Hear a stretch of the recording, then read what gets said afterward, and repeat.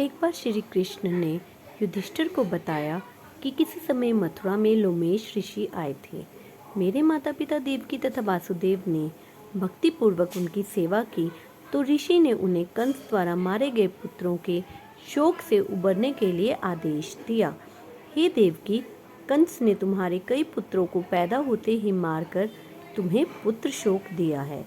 इस दुख से मुक्त होने के लिए तुम संतान सप्तमी का व्रत करो। राजा नहुष की रानी चंद्रमुखी ने भी यह व्रत किया था, तब उसके भी पुत्र नहीं मरे। यह व्रत तुम्हें भी पुत्र शोक से मुक्त करेगा। देवकी ने पूछा, हे देव, मुझे व्रत का पूरा विधि विधान बताने की कृपा करें ताकि मैं विधि पूर्वक व्रत संपन्न कर सकूं। लोमेश ऋषि ने उन्हें व्रत का पूजन विधान बताकर व्रत कथा भी बताई। ऋषि बोले, नहुष अयोध्यापुरी का प्रतापी राजा था। उसकी पत्नी का नाम चंद्रमुखी था। उसके राज्य में ही विष्णुदत्त नाम का एक ब्राह्मण रहता था। उसकी पत्नी का नाम रूपवती था। रानी चंद्रमुखी तथा रूपवती में परस्पर घनिष्ठ प्रेम था। एक दिन वे दोनों सरयू में स्नान करने गई। वहां अन्य स्त्रियां भी स्नान कर रही थी। उन स्त्रियों ने वहीं पार्वती और शिव की प्रतिमा बनाकर विधि पूर्वक उनका पूजन किया। तब रानी चंद्रमुखी तथा रूपवती ने उन स्त्रियों से पूजन का नाम तथा विधि पूछी। उन स्त्रियों में से एक ने बताया, हमने पार्वती सहित शिव की पूजा की है। भगवान शिव का डोरा बांधकर हमने यह संकल्प किया है कि जब तक जीवित रहेंगी तब तक यह व्रत करती ही रहेंगी। यह मुक्ता भरण व्रत सुख तथा संतान देने वाला है।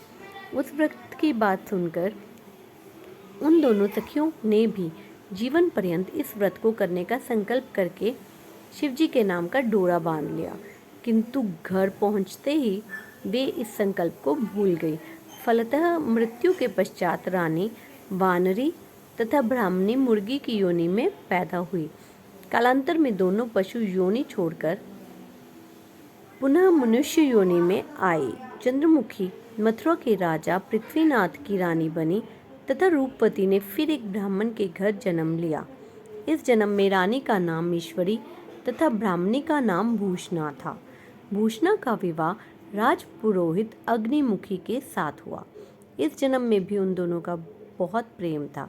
व्रत भूलने के कारण ही रानी इस जन्म में भी संतान सुख से वंचित रही। प्रौढ़ावस्था में उसने एक गूंगा तथा बहरा पुत्र जन्मा, मगर वह भी 9 वर्ष का होकर मर गया।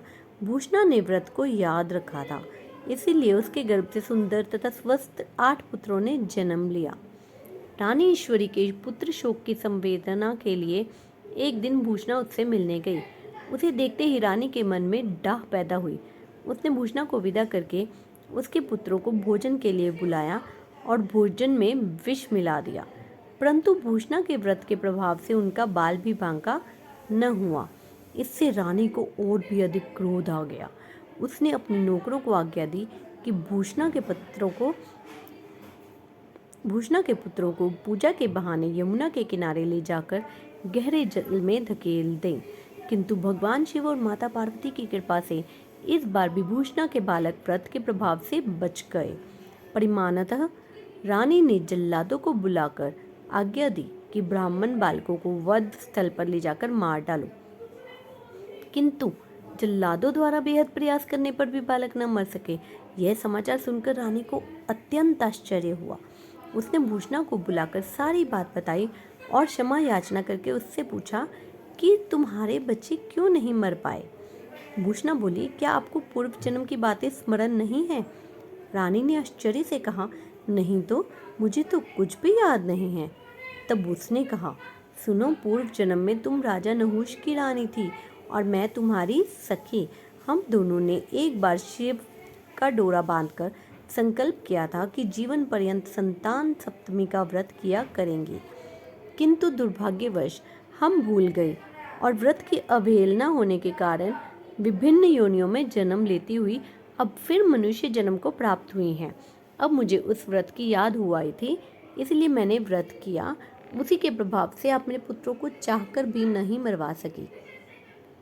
यह सब सुनकर रानी ईश्वरी ने भी विधि पूर्वक संतान सुख देने वाला ये मुक्ता भरण व्रत रखा। तब व्रत के प्रभाव से रानी पुनः गर्भवती हुई और एक सुंदर बालक को जन्म दिया। उसी समय से पुत्र प्राप्ति और संतान की रक्षा के लिए यह व्रत प्रचलित है। धन्यवाद।